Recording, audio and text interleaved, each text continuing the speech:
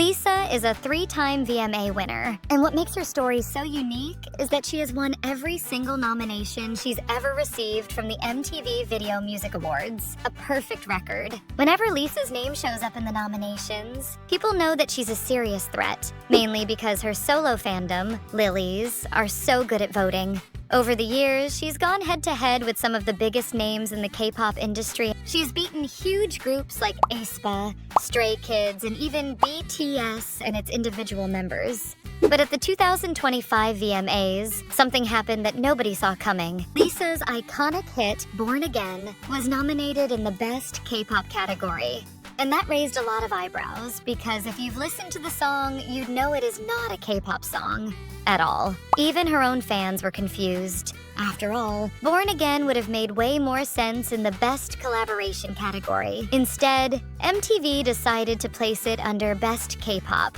At first, people were just puzzled. Nobody was really upset yet. But then the voting opened. Like always, fans were given the chance to vote for their favorite nominees. And this year's lineup was stacked with some of the most talked about songs and artists. Jennie, her fellow Blackpink member, was nominated with her song, Like Jennie. Jimin from BTS had Who. Jisoo was in the race with her track Earthquake. Rosé's Toxic Till the End was nominated. aespa was nominated with Whiplash. Stray Kids was nominated with their song, Check Check Boom. And then, of course, Lisa was nominated with Born Again. Voting was intense, and when the envelope was opened, the winner was revealed. Is Lisa featuring Doja Cat and Ray. Lisa, with Born Again. At first, the crowd cheered, and Lisa smiled as she accepted yet another VMA to add to her undefeated streak. But outside of the award show, things were far from calm. The K-pop side of the internet started crashing out.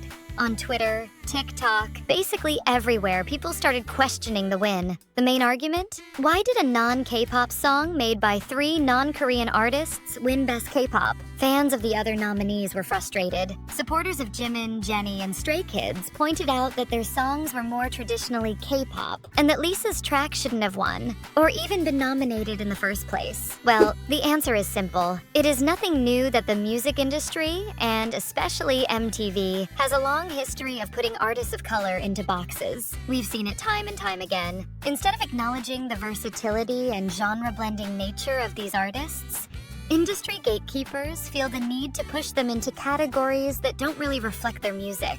Take Dichi's Anxiety, for example. That song was nominated in the Best Hip-Hop category at the VMAs. Even though Dichi doesn't rap in the track, the entire song is sung, it's structured like a pop record, and stylistically, it's closer to alternative pop than hip-hop. And yet, MTV decided to file it under hip-hop. And this has been a recurring problem for decades. Black artists, and artists of color in general, constantly being shoved into pre-labeled categories that don't fit their artistry. And here's the thing. This is not okay. It limits how people view artists. It downplays their versatility, and it reinforces stereotypes that people of color can only succeed in certain lanes. I am not saying that Doichi or Lisa don't deserve to win their awards. After all, they are fan-voted awards, and both artists won fair and square. I am just saying that MTV needs to start nominating songs in the proper category. But when Lisa's situation came up at the 2025 VMAs, the reaction from K-pop stans was very different. Instead of demanding accountability from MTV for once again mislabeling a track, so many fans decided to direct all their anger towards Lisa herself. I even saw rumors spreading online. People were claiming that Lisa had submitted Born Again to be placed in the Best K-pop category. That is completely false. Artists don't get the final say in how MTV categorizes their nominations. MTV and its committees make those decisions internally. So the idea that Lisa manipulated the situation to steal a K-pop trophy is baseless. Now I get it.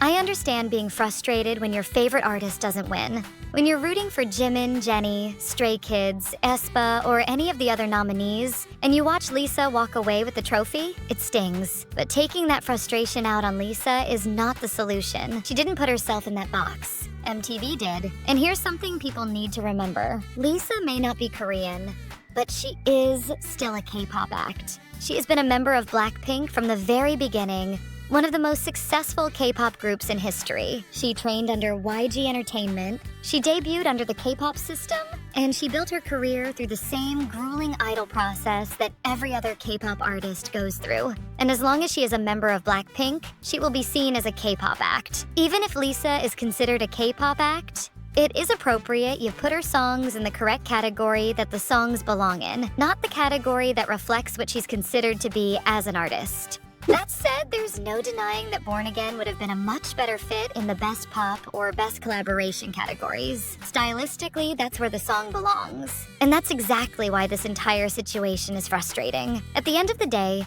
Lisa didn't create this mess. And if fans truly want change, the anger shouldn't be directed at the artists themselves, but at the institutions that keep making the same mistakes over and over again.